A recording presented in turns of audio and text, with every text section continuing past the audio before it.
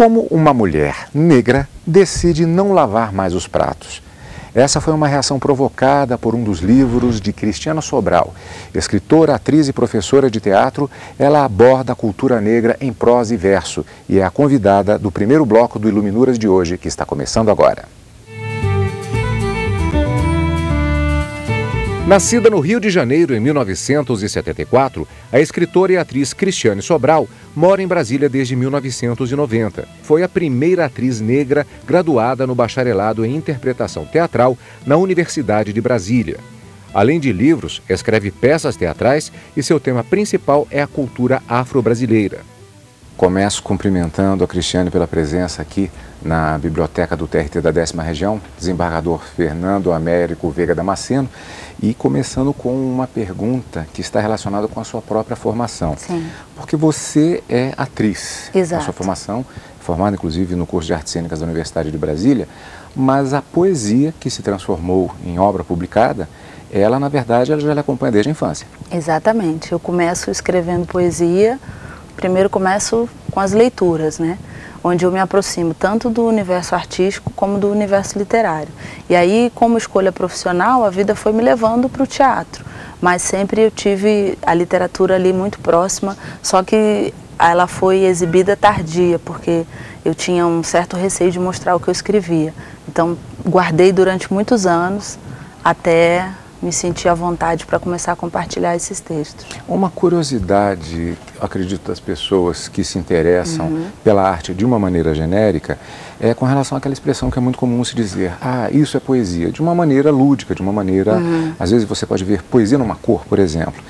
Você que tem uma formação técnica específica para a interpretação, você percebe essa diferença de linguagem entre a poesia que você, desde 2000, publica e o trabalho de interpretação, por exemplo? Com certeza. Falando da poesia, tem alguns elementos, né, como a condensação, onde a maneira como você justapõe as palavras no papel, ela exige esse exercício de condensação que muitas vezes no teatro vai ser justamente o contrário, porque você vai ter um espaço, né, das próprias rubricas para desenvolver um pouco mais as ações e até mesmo indicar a encenação. Já na poesia você vai trabalhar muito mais com as imagens, né, que vão provocar no leitor esses deslocamentos, né? Muitas vezes nem sempre aquilo que você escreveu é aquilo que o teu leitor vai compartilhar, mas essa abertura, ela já é muito maior, eu acredito, na poesia do que no teatro. Eu vou de novo para uma questão que eu não sei o que é que antecede o que, porque você tem uma atividade também de militância artística, inclusive na questão racial.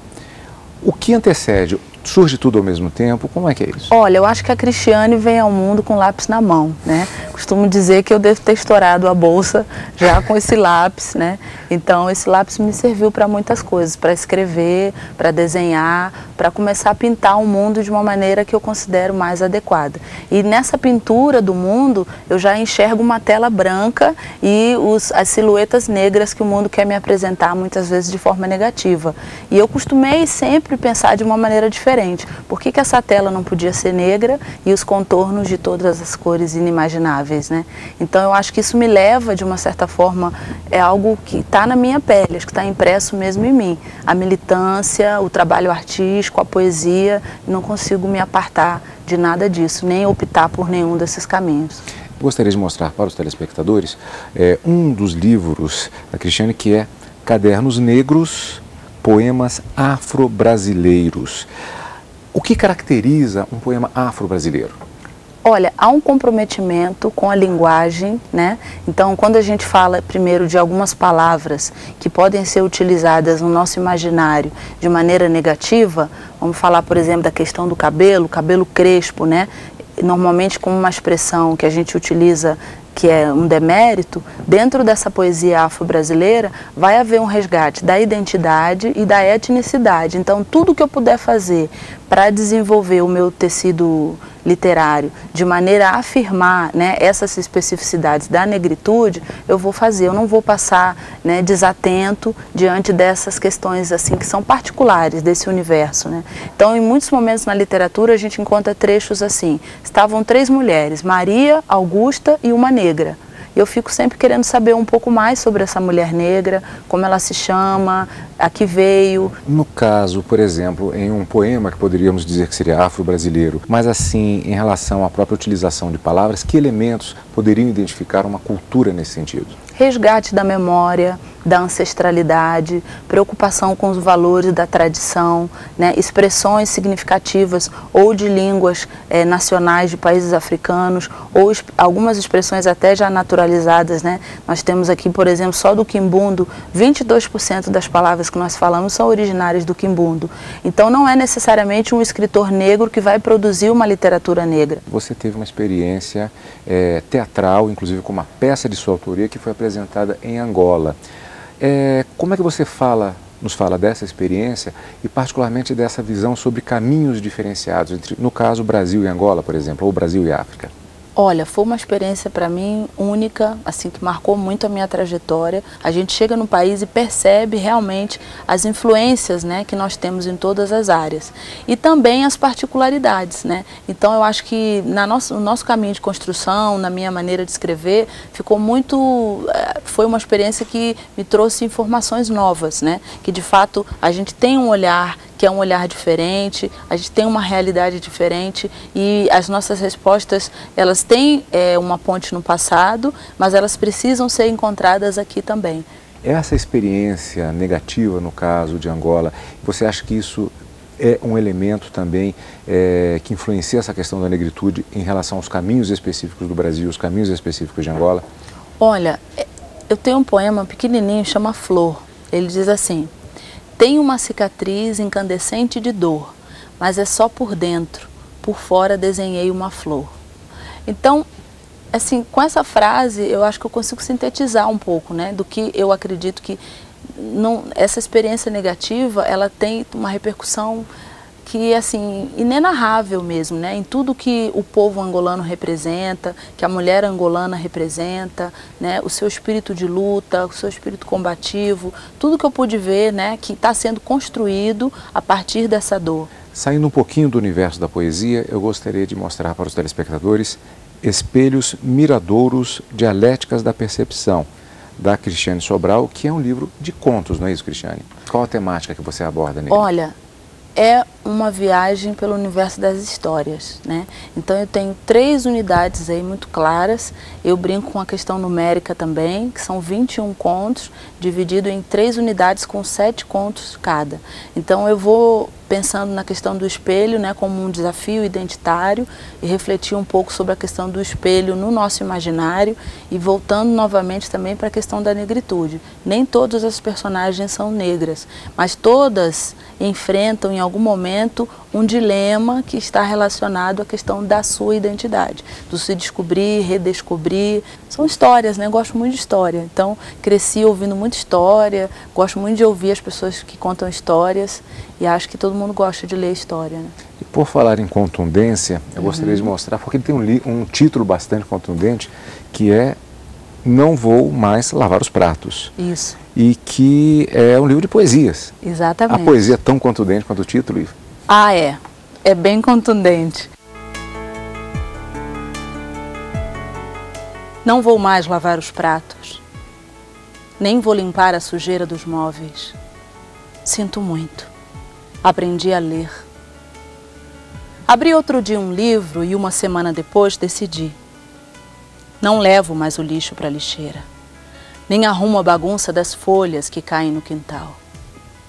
Agora que comecei a ler, quero entender a estética dos pratos, a estética dos traços, a ética, a estática. Olho minhas mãos quando mudam a página dos livros, mãos bem mais macias que antes, e sinto que posso começar a ser a todo instante. Sinto qualquer coisa. Não vou mais lavar e nem levar seus tapetes para lavar a seco. Tenho os olhos rasos d'água. Agora que comecei a ler, quero entender o porquê. Por quê?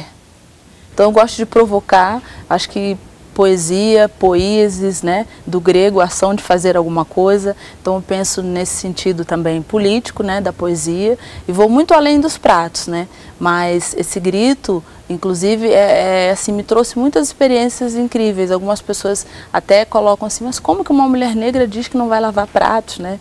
Então, até mesmo isso. E aí, eu brinco bastante dentro desse poema Não Vou Mais Lavar os Pratos, né? Em um dos trechos eu digo, quero travessas de prata, cozinhas de luxo e joias de ouro legítimas. Mas espera aí, você ouviu essa frase? Sim. Como uma mulher negra diz que não vai mais lavar os pratos? É um disparate, né? Agora até isso, né?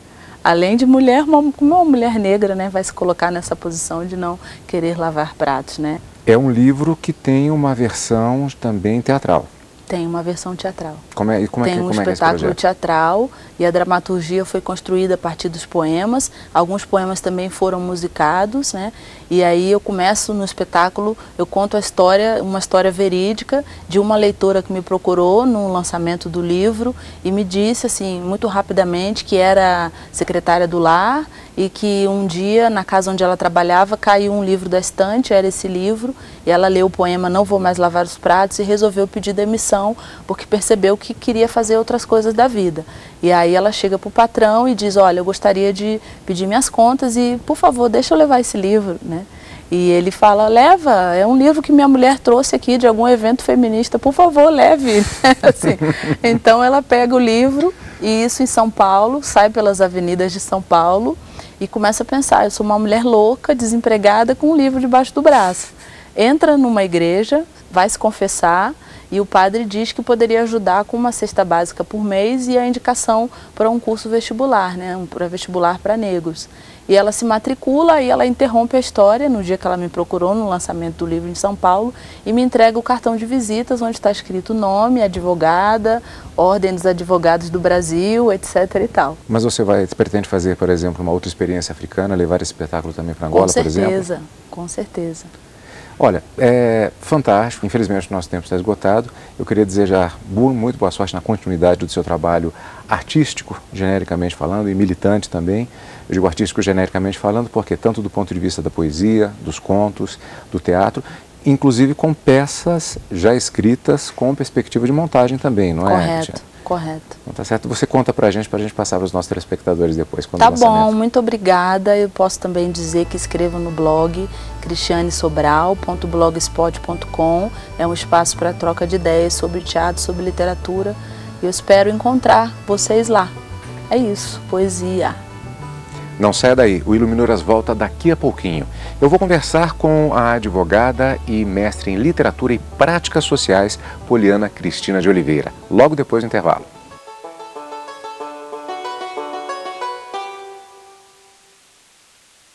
Iluminuras está de volta. Ela se formou primeiro em letras. Quando fazia o mestrado em literatura, cursou também direito. Eu converso agora com a advogada e mestre em literatura, Poliana Cristina de Oliveira, a quem eu agradeço, antes de mais nada, a presença aqui para falarmos sobre direito e literatura. Obrigado pela presença, Cristina. E eu que agradeço o convite imensamente, porque eu já admiro o programa. A gente agradece o elogio, você que acompanha esse universo tanto da literatura quanto do direito. Lhe pergunto se não foi um desafio fazer exatamente mestrado em literatura ao mesmo tempo que começava a cursar direito. Como é que surgiu essa ideia? Como é que foi isso? Foi um sonho antigo, acabou-se perdido por entre literatura, entre todos os meus livros da graduação, que eu também tenho uma paixão muito grande por literatura. Cursei letras e no fim do curso de letras já entrei logo, ingressei na seleção de mestrado em literatura e práticas sociais, e o sonho reacendeu. E tive a oportunidade de ingressar novamente na graduação e agora em direito. Agora, há alguma pessoa talvez desavisada, e eu já digo desavisada porque não acompanha o Iluminuras, porque nós já, pela própria gravação do programa, temos acompanhado que há uma relação direta entre direito e literatura. Para alguém de fora pode pensar que, mas por que literatura? Como é que foi parar no direito? Na verdade, essa relação é íntima. Realmente a ligação é muito mais íntima do que a gente imagina. As pessoas tendem a ligar literatura à ficção, quando na verdade não é. A literatura, ela faz com que as experiências humanas apareçam de forma mais gritante e provoca em todos nós e aos leitores uma forma de experimentar e de experienciar situações com as quais a gente não vai ter contato. Então, por exemplo, se estamos trabalhando com direito de família, por que não pegar livros que trabalham com a questão da maternidade, da paternidade, questionam essas fronteiras? Muitas vezes nós não conseguimos ver as perspectivas porque não temos contato com tal realidade. Vem a literatura cobrir essa lacuna e nos proporcionar, problematizar e vivenciar, até vivenciar essas situações.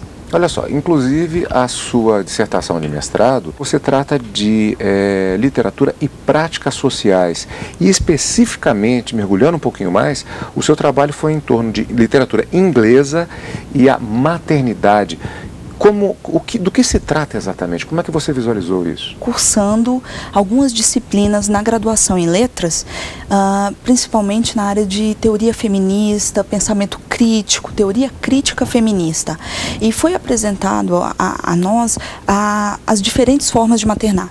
Que não estaria, o maternar não estaria ligado simplesmente à mãe imaculada, aquela imagem que é formada desde o século XVIII da mariolatria.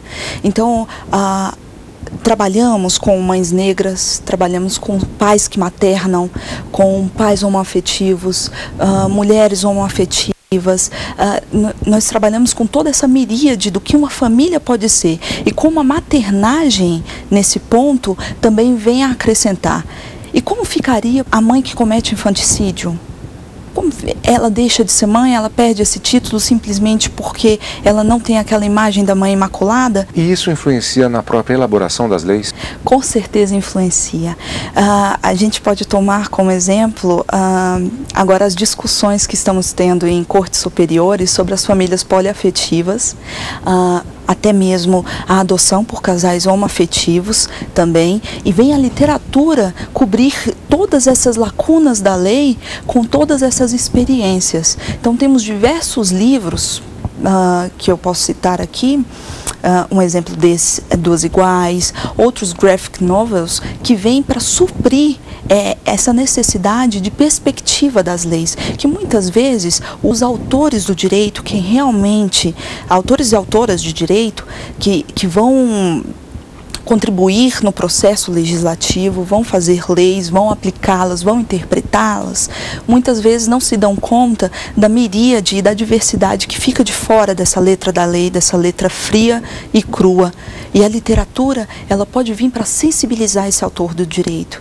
Você citou as chamadas graphic novels, quer dizer, podemos visualizar todo um imaginário coletivo que é determinado pelos meios de comunicação e pela própria literatura em diversas formas, que fazem essa forma de pensar de um determinado grupo social. Quer dizer, há uma influência direta, sim, destes elementos na forma e no debate relacionado à família.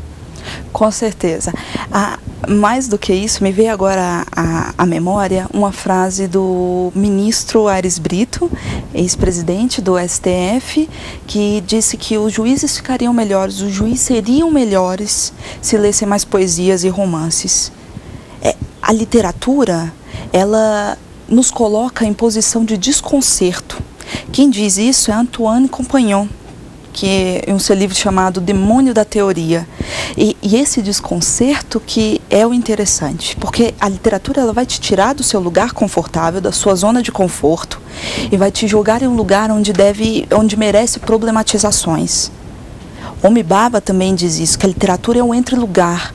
Não há um lugar para a literatura, e é você saindo de sua zona de conforto e indo para este entre-lugar que você pode experienciar todas essas vivências que vão acrescentar, que vão enriquecer, descobrir que há outras tantas vivências que merecem ser levadas em conta na hora de interpretar uma lei. Eu gostaria de insistir um pouquinho mais em cima do seu trabalho de mestrado especificamente, sim, porque há um ponto específico que foi em torno da literatura inglesa. Por quê? Sim. Porque eu conheci uma escritora, ela começou a produzir em 1978, o nome dela é Michelle Roberts, e ela continua produzindo, e todo esse corpus literário formado por 12 obras trabalham com maternidade. É possível se fazer uma comparação entre, por exemplo, a literatura dentro desse papel que nós estamos definindo aqui hoje e o nosso ponto de vista, por exemplo, como brasileiros, em relação à maternidade, em relação à legislação? Sim, nós encontramos também aqui na literatura brasileira muita coisa a respeito de novas formas de maternar e até mesmo muitas coisas de autoria feminina. Sempre houve uma associação no sentido de se colocar para debaixo do tapete as imagens das vítimas da violência doméstica. Mas esse botar para fora e isso sendo transformado, como tem acontecido, em um desabafo, por um lado, e em alguns casos até mesmo em obra literária ou de outro meio de comunicação, isso tem gerado uma visão da sociedade em relação ao que realmente acontece? Sim, eu acho que passa-se a externalizar e passa-se a conhecer melhor o que é um fenômeno tão complexo. As pessoas que não conhecem, a gente tem que mudar a cultura, na verdade, todo o imaginário que foi criado em volta da violência doméstica. As pessoas que não conhecem acham que a mulher gosta de apanhar, a mulher realmente fica ligada àquele marido porque quer, é uma opção dela e não entende todas as complexidades que estão envoltas. E o pior, esse discurso é um discurso dos autores do direito. É o discurso de quem interpreta a lei, é o discurso de quem aplica a lei, é o discurso de quem julga. Julga a vida desta mulher sem nem ao menos saber toda a complexidade que é a relação abusiva e violenta que ela está envolvida. Porque a própria formação, muitas vezes, até do julgador em casos assim, eu não digo necessariamente dos julgadores modernos, mas assim, ao longo desse período em que um padrão era aquele, isso eu vou usar a seguinte expressão, não por culpa, digamos assim, do próprio jogador, mas porque o tecido social, o imaginário, ele era tecido daquela forma. Isso, mas é aí que a literatura vem para retirá-lo, esse julgador, esse autor do direito, de seu lugar, de sua zona de conforto, de todo esse imaginário, toda essa imagem já construída, e vem colocá-lo em outras situações e outras vivências sob a perspectiva das mulheres. É interessante ressaltar que eu realmente cobro que tenha de ser por autoria das mulheres, porque ainda as mulheres escrevem pouco, ainda sua voz não é tão legítima. Mas claro que temos bons trabalhos também de autoria masculina. Temos uma coletânea de contos chamada Pão e Sangue, de Dalton Trevisan, que ele, em inúmeros contos ele trata da violência lato sensu, mas em alguns capítulos ele trabalha especificamente violência doméstica. Não é normal você estar numa relação abusiva, não é normal você silenciar. Aquele tipo de relacionamento não é normal, deve sim ser denunciado. E aí começa-se sim a mudar toda uma cultura, a cultura do silenciamento. Autores ou autoras que você indicaria para leitura dentro desse universo? Eu sugeriria a leitura Michelle Roberts, que foi o meu objeto de mestrado, que tem 12 livros fantásticos. Cito também uma outra canadense, também que tenta reinventar a literatura e reinventar a história por meio da literatura, que é Margaret Atwood, que também trabalha nesse ramo de literatura e práticas sociais. Ela nasceu em 1939 em Ottawa. Isso significa que ela nasceu no Canadá de língua inglesa. Ela cresceu no ambiente do pós-guerra, da Guerra Fria. Ela trabalha muito questões de gênero, ela é conhecida por isso e como sendo uma feminista militante. Ela trabalha questões de gênero também como crítica literária. Isso é impressionante sobre ela. Não só a quantidade do que ela produz, porque ela realmente escreveu muito, mas o fato de que ela escreve romance, poesia, ficção científica, livros infantis, crítica literária. A obra dela é premiadíssima. Eu destaco o prêmio Arthur Clarke, que ela recebeu pelo romance The Handmaid's Tale, que foi traduzido para o português como O Conto da Aia. Mais perguntas eu gostaria de fazer, mas infelizmente o nosso programa já está acabando. Oliana, muito obrigado pela sua participação. Continuidade na sua pesquisa, no seu trabalho e, claro, desejando também muita leitura. Muito obrigado. Muito obrigada. E por aqui vai ficando esta edição de hoje do Iluminuras. Se você quiser, pode assistir qualquer edição do nosso programa apenas acessando a internet www.tvjustiça, tudo junto, sem o cedilha.jus.br. Encontro marcado na próxima semana em mais uma edição da revista eletrônica sobre literatura aqui na TV Justiça.